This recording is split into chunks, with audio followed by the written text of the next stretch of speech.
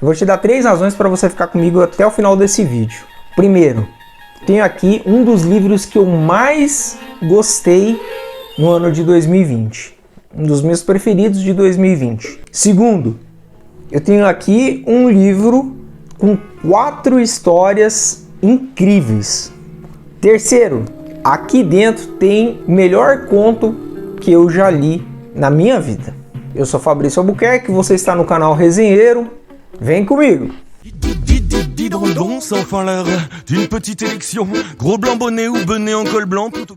Eu queria aproveitar já de cara para você, por favor, se inscreve no canal, não custa nada, aperta o dedinho aqui, se inscreve, porque você me ajuda demais, demais, demais. Fala pro seu marido, pra sua esposa, pro seu filho, se inscrever no canal, dá o like, não custa nada, dá o like aqui, ó, por favor, beleza?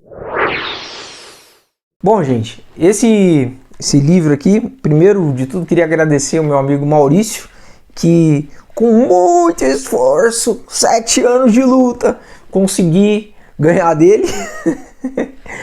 Obrigadão, Maurício, abraço. Esse livro do Stephen King, ele é um livro que ele me marcou bastante, assim, que me chamou muito a atenção quando eu li ele no ano passado.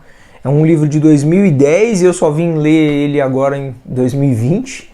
Uma das principais razões para eu ter gostado demais das histórias que tem aqui é primeiro porque são histórias que te levam a se deparar com uma realidade que é brutal, assim, uma realidade que é terrível. Na minha condição de cristão, eu posso te dizer assim, a visão que eu tenho, né, uma visão pessoal minha, é que o mundo é um lugar escuro, o mundo é um lugar de escuridão total, e na escuridão o ser humano ele é podre, infelizmente é a realidade. E é disso que vai falar as 4 histórias que tem aqui. São 4 novelas, né? Tem 1922, O Gigante do Volante, Extensão Justa e O Bom Casamento. 1922 é épico, é top, é fantástico, né? 1922 narra a história de Wilfred James, né? Que é um camponês, um cara do campo, da fazenda. O Wilfred se vê numa situação complicada porque a mulher dele é de uma porção de terra muito grande e ele vê naquilo uma possibilidade de crescer os negócios da sua fazenda, de ampliar, e aquilo para ele é a vida dele, é tudo para ele, né? Mas a mulher tem outras ideias na cabeça, a mulher quer ir para a cidade, a mulher quer sair do campo e a mulher quer se desfazer de tudo aquilo ali, das terras dela, que ela herdou, e das terras dele. E isso provoca nele um dilema muito grande, porque ou ele se livra das terras que ele tanto ama e daquela vida que ele tanto gosta, ou ele se livra então da esposa. E no meio desse dilema está o filho deles, o filho desse casal. E aí ele começa a fazer a cabeça do filho, dizendo, ó, sua mãe tá com a cabeça virada. Lembrando que a história se passa em 1922, né? No Nebraska, lá no interior dos Estados Unidos. Quer dizer, é uma outra realidade completamente diferente da que a gente vive hoje. E então ele tem a brilhante ideia, ou ele se livra da esposa, ou ele se livra das terras. E ele vai por aquilo que ele mais ama. É uma história fantástica, assim, a ambientação, a forma como o Stephen King narra, os diálogos são construídos de uma forma riquíssima, a construção das personagens e como o Wilfred ele vai definhando no decorrer da história. São mais ou menos umas 140 páginas em que você vai vendo o declínio do ser humano que é tomado pela culpa e por uma decisão errada. Acima de tudo, esse livro, para mim, ele trata também da questão da importância das escolhas que você faz, sabe? De como uma escolha errada pode determinar o restante do curso da sua vida e como isso pode te matar por dentro. Muitas vezes não te mata fisicamente, mas te mata espiritualmente, emocionalmente, mentalmente. E 1922 é fantástico.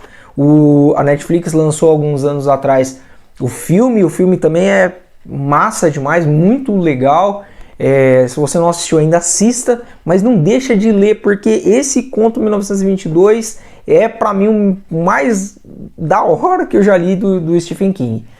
Bom, depois a gente tem então a história da Tess, uma escritora que vai dar uma palestra numa cidade vizinha dela, e na volta então ela é induzida a pegar um atalho no retorno para casa. Nesse retorno o carro dela fura o pneu, aquele cenário para dar ruim, né?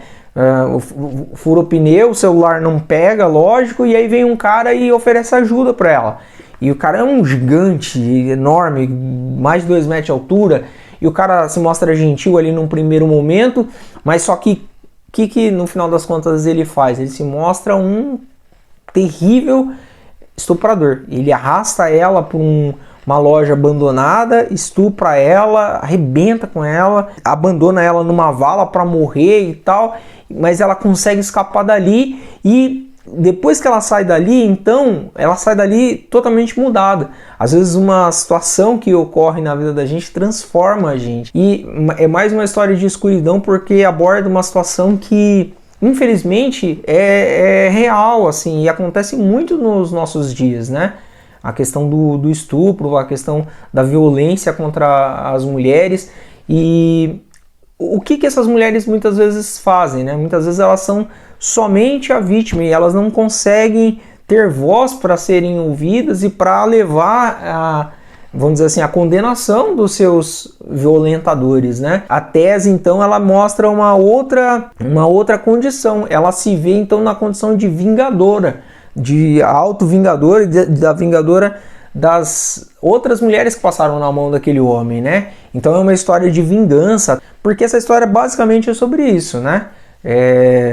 Eu certamente não agiria como ela agiu, mas no escuro tudo pode acontecer, né? Depois a gente tem então a história do Extensão Justa, que vai narrar a história do Dave Streeter, que está com câncer terminal, passando mal, e aí na volta para casa ele vê um acostamento, um cara vendendo uns negócios, ele encosta e tal. Aquele cara então oferece para ele uma extensão.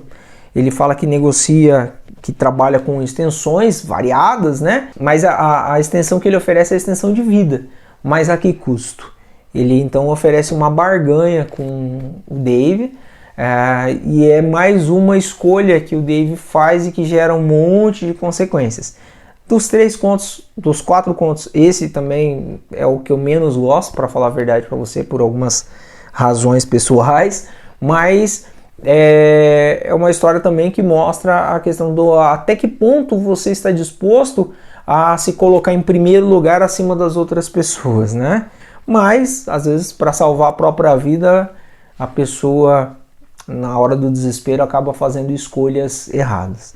Bom, por fim, tem a minha segunda história preferida.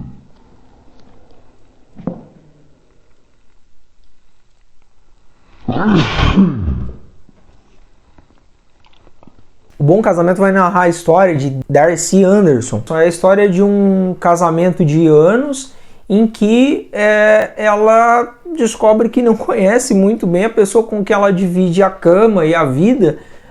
Dividiu a vida inteira. A Darcy, um dia com o marido longe de casa, ela desce até a garagem procurando pilhas para o controle remoto e ela descobre uma caixa na garagem, escondida, né, embaixo de uns armários. Ela descobre uma caixa em que tem uma carteira de habilitação, né, e alguns outros documentos de uma mulher estranha. Primeiro, ali no primeiro momento, ela confabula algumas histórias e tal, mas aí ela vai juntando vamos dizer assim, as peças do quebra-cabeça e ela acaba descobrindo que o marido guarda um segredo terrível, assim, terrível. É incrível, né? Como às vezes a gente passa anos e anos ao lado de uma pessoa e a gente não conhece ela tão bem assim. E é disso que fala essa história do Bom Casamento. E também vai falar exatamente disso, que a Darcy, ela se vê, primeiro, tendo sido enganada a vida inteira, né? Ela foi enganada a vida inteira, e ela descobre que o marido dela é terrível, ela descobre que o marido dela é uma pessoa completamente diferente daquilo que ele se mostrou a vida inteira.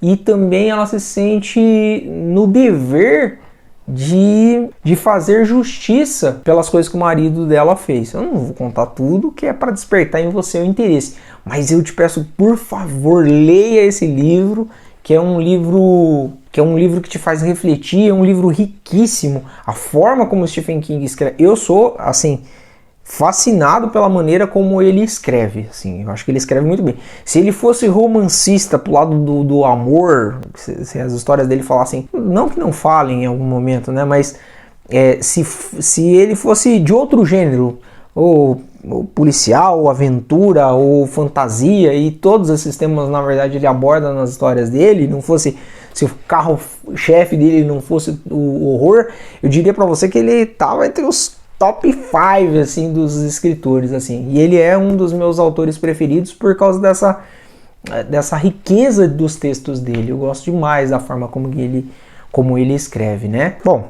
é isso. Esse livro vale muito a pena mesmo. Um livro muito legal e eu tô feliz de trazer a resenha aqui para vocês. Escreve no comentário se você gostou se você já leu esse livro, se você gosta do Stephen King, se você conhece as obras dele, não só pelas obras de terror, mas também de horror psicológico, como são essas 4 histórias aqui.